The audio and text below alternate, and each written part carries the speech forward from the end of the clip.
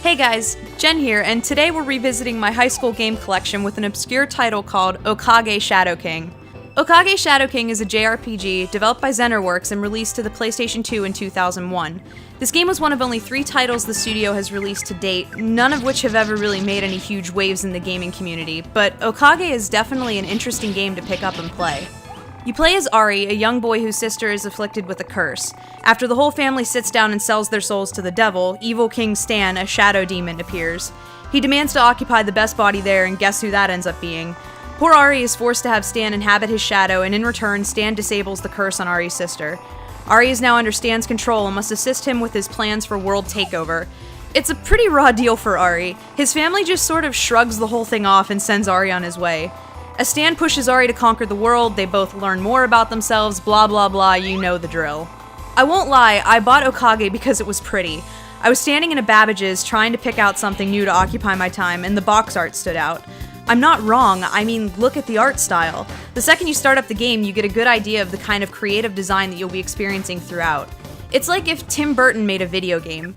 The characters are all very unique and quite adorable, but they have a creepy air about them, like they might bite your ear off if you turn your back. Okage is unlike anything I've played before, which is both good and not so good. Some elements of an RPG should be a given, especially in the battle system, but Zener Works left them out. I loved this game blindly without really taking a microscope to it, but when I did, for this review, I found there were quite a lot of design flaws. So bear with me here, I'm going to spend some time talking about the problems with the battle system. As you all know, in an RPG you spend a great deal of time in battle, so the issues with the overall system becomes quite prevalent. The level of player thought involved in battle is quite low. You can just basically button mash X until the battle is over. Rarely do you have to consider who you focus on or what attack you use, magic or melee. And even if you wanted to pay attention to exactly what enemy you're attacking, in some cases you can't. During battle, enemies of the same type are grouped together, like Perky Frog times 10. You can't specifically choose which of the enemies you'd like to take down, so getting the group to focus on a specific enemy is impossible. It can be very frustrating at times, especially since this game came out well after other games offering more complex battle systems.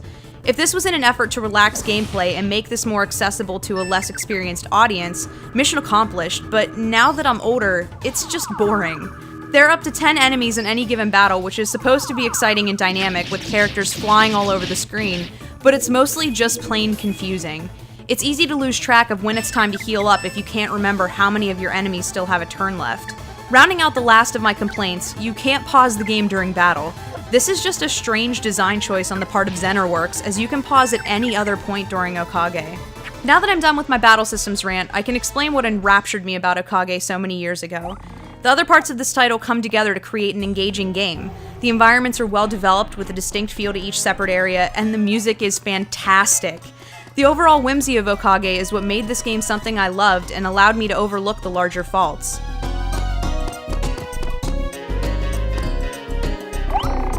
The plot of the game is surprisingly amazing. For a game that seems fairly straightforward, there's a solid twist at the end that you couldn't guess unless you looked it up on Wikipedia. Without giving too much away, I recall being floored at the turn from a jovial and slapstickish comedy to something genuinely dramatic. The real gems, in my opinion, are in what I assume to be improper translations. The dialogue is hilarious, be it unintentional or not.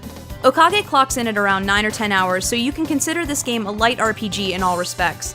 The saving grace for more experienced gamers is the game's attitude. Okage comes to play with little pretension and no accolades, and in all honesty, I have no idea how anyone else out there will like it. It exists in a gray area of not bad, but also not great, so I can't solidly recommend it. If you can nab a copy cheap, maybe give it a shot over a weekend or something, formulate your own opinion. If not, no big deal.